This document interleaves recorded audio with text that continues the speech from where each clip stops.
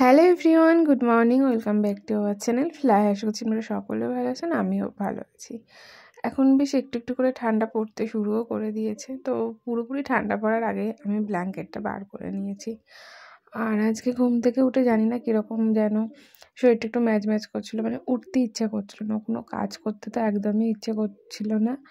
তার জন্য কম্বলটাকে মুড়ি দিয়ে বসেই ছিলাম। তারপর দেখলাম না, বসে থাকলে তো হবে না, উঠে কাজগুলো করতে হবে, নাহলে অনেকটা লেট হয়ে যাবে। এমনি শীতকালে শরীরটা কেমন আলসেমি চলে আসে।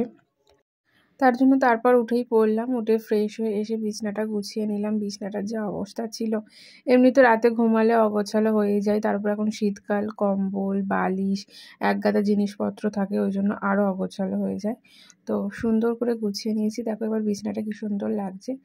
তারপর ঘরের টুকিটাকি যে সমস্ত কাজগুলো ছিল সেগুলো করে একবারে চলে গেছিলাম স্নান করতে।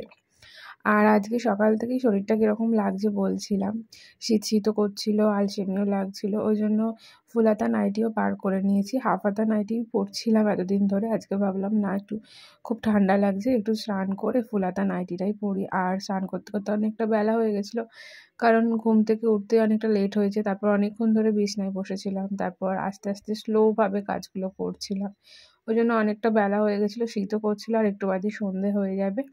ওই জন্য ভাবলাম ফুল হাতা নাইটিটা পরে নিই, তারপর খাওয়া দাওয়া করে একটু রেস্ট নেবো। তারপর এখন তো আবার যেহেতু শীতকাল, ওই জন্য আমাদের যেহেতু 6টা সাড়ে 6টায় সন্ধ্যে হয়, তখন 5টা বাজলেই পুরো অন্ধকার হয়ে যায়, 5:30টার মধ্যে পুরোপুরি একদম সন্ধ্যা হয়ে যায়। আর আজ যেহেতু অনেকটা বেলা হয়ে গেছিলো স্নান করতে, ওই জন্য আমি স্নান করে এসে চুলটা ভেজাইনি, চুলটা মানে গায়ে জল দিয়েছিলাম, মাথায় জলটা দিইনি, কারণ চুলটা বড় তো, আর এই শীতকালের দিনে চুলটা পুরোপুরি শুকায় না, আরও যেন ঠান্ডাটা লেগে যায়, ওই জন্য চুলটা আজকে আর ভিজাইনি, সামনে একটুখানি ভিজিয়েছিলাম আর গায়ে জল দিয়েছিলাম।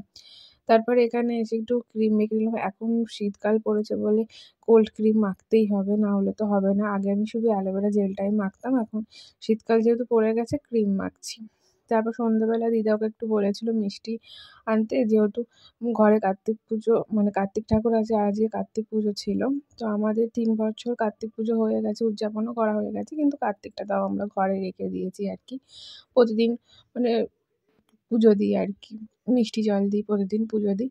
ওই জন্য আজকে দিদা বলেছিল একটু, যেহেতু কার্তিক পুজো, একটু মিষ্টি দেবো, সন্ধ্যাবেলা একটু পুজো দেবো, নিয়ে আসতে। ওই জন্য অনেক রকমের মিষ্টি, একটু বোঁদে, মিহিদানা আনা ছিল, তার সঙ্গে অনেকগুলো চকলেট আনা হয়েছিল। তো চকলেটগুলো দেখে আমি খুবই খুশি হয়েছিলাম, মিষ্টি থেকে চকলেট খেতে ভালো লাগে, যদিও এটা ঠাকুরের, কিন্তু প্রসাদ হিসাবে তো আমরাই খাই না। তারপর দিদা এখানে সুন্দর করে সাজিয়ে গুছিয়ে নিই, তারপর পুজোটা দিয়ে নিচ্ছিল। আর এখন অনেকটা সন্ধে হয়ে গেছে। আগের বছরই আমাদের 3 বছর হয়ে গেছিলো কার্তিক পুজো, উদযাপনও করা হয়ে গেছিলো। তার ভিডিওটা আমার ব্লগেই আছে, কার্তিক পুজো উদযাপনের ভিডিওটা। তো তবু উদযাপন হয়ে যাওয়ার পর ঠাকুর আমরা রেখে দিয়েছি, কারণ প্রতিদিন পুজো দিতাম তো, তো জায়গাটা কেমনটা ফাঁকা ফাঁকা লাগতো, ঠাকুরটা থাকবে না, ওই জন্য এখন রেখেই দিয়েছি। ঠাকুরটা এখন থাকবে। আর এখানে সুন্দর করে দিদা আরতি করে নিচ্ছিল ঠাকুরকে পুজো দেওয়ার পর, দেখতেও খুব ভালো লাগছিলো জিনিসটা।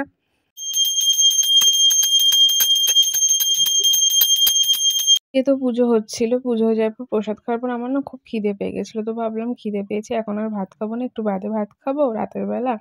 তার জন্য হরলিক্সটা ছিল, আমি একটু জল গরম করে একটু হরলিক্সটা খেয়ে নিলাম। তো চলো আজকের ব্লগটা এই পর্যন্তই, আবার দেখা হবে নেক্সট ব্লগে, টাটা বাই।